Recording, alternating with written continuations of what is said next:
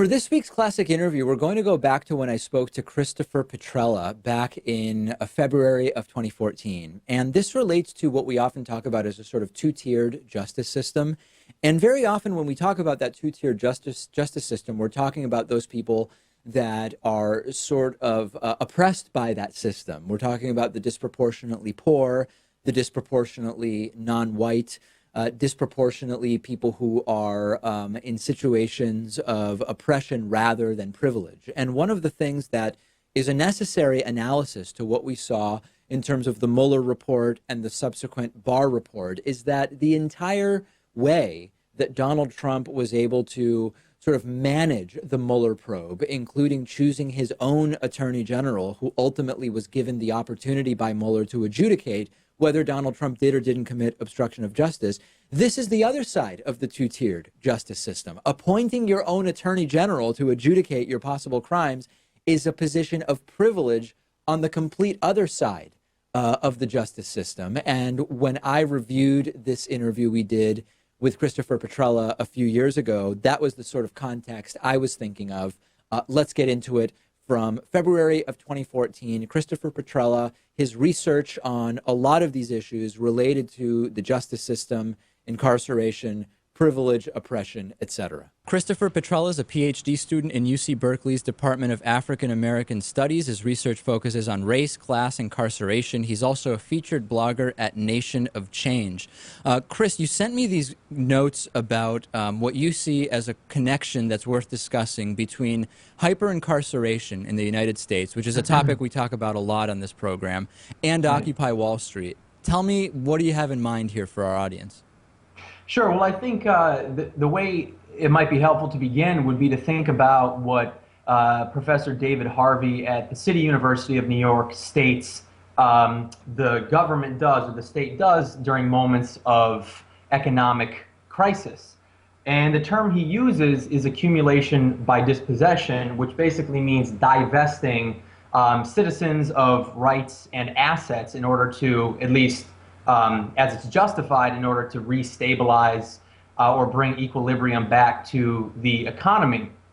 And what we see now is accumulation by dispossession being operationalized in two ways. One is through personal indebtedness, and think, for example, a structural readjustment policy on sort of an individual register, and a fine instance of this would be the fact that graduates of colleges and universities right now are coming out with the student debt load on average of about $24,000 a year. That's just for a bachelor's degree, never mind a master's or anything beyond that.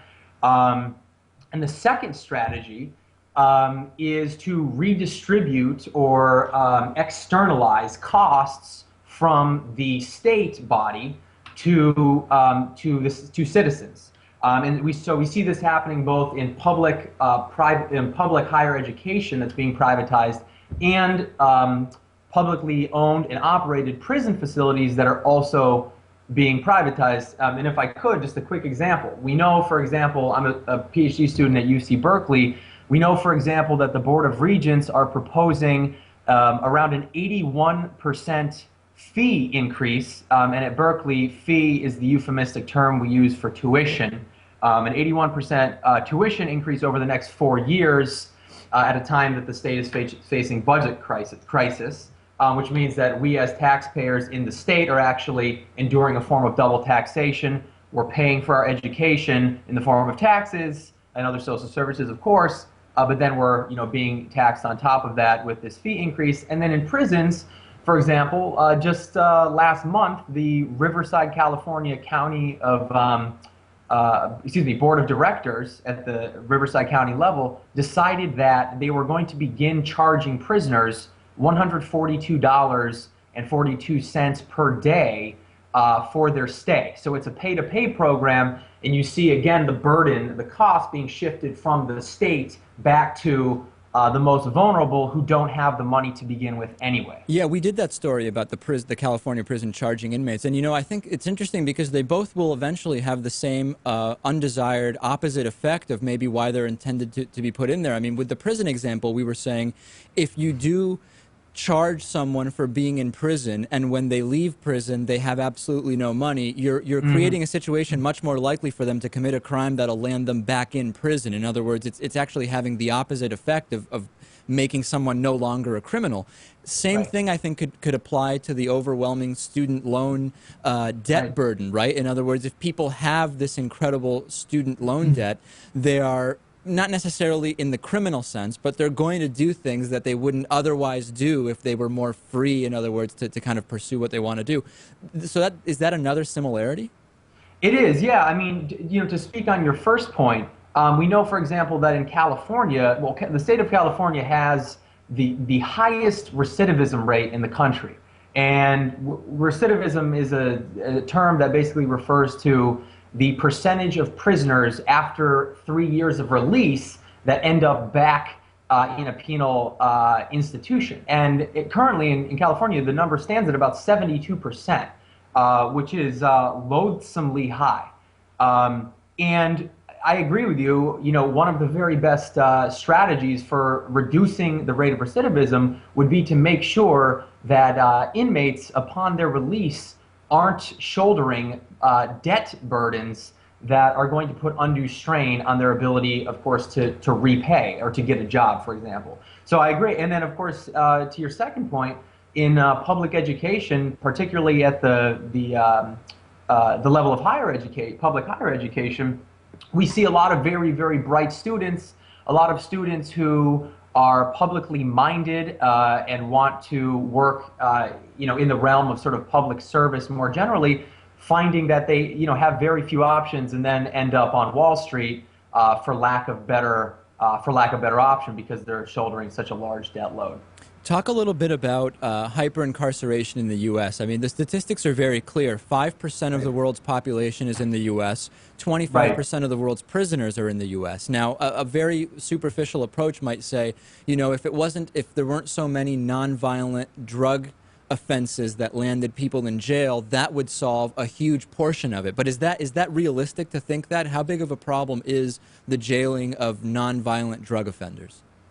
Nonviolent drug offenders. It's a problem of excuse the pun, but capital proportions. It's egregious. I mean, I'll give you an example. So I'm 27 years old. I was born in 1984.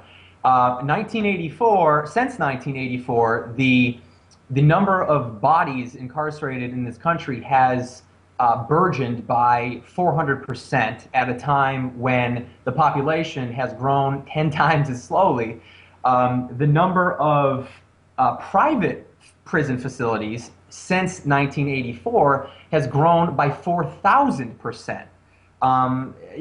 There are now, about 10% or so of prisons are for-profit facilities or private facilities private contracts given by the federal government. And we see a situation now where in private and public prisons, about 70%, for example, of people of color are incarcerated for nonviolent drug-related offenses. And there are statistics on this, and I'd like to share one.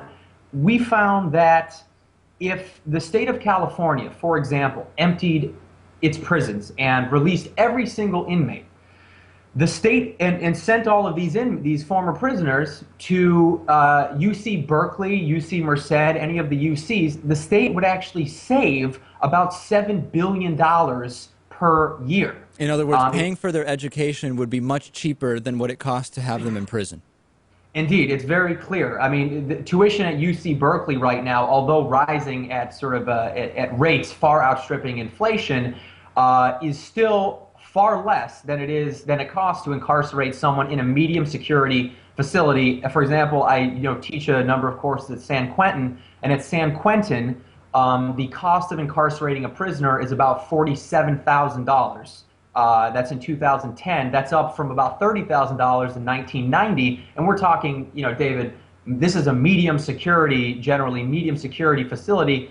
Death row inmates at San Quentin cost nearly $200,000 to incarcerate per year. So from a budgetary perspective, which is a very slim sort of metric, of course, this makes absolutely no sense. It's incredible, Chris, and there's so much more to get into, and unfortunately, we're just out of time, but we'll absolutely have to have you back. Chris Petrella is a PhD student at UC Berkeley's Department of African American Studies. He's also a featured blogger at Nation of Change. Really great to talk to you, Chris. David, thank you so much.